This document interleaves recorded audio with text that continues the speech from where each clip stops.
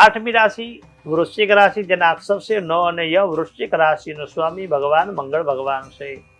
વૃશ્ચિક રાશિના જાતકોએ જીવન સાથી સાથે વૈચારિક મતભેદ રહેશે. શાસન સત્તાનો સહયોગ મળશે.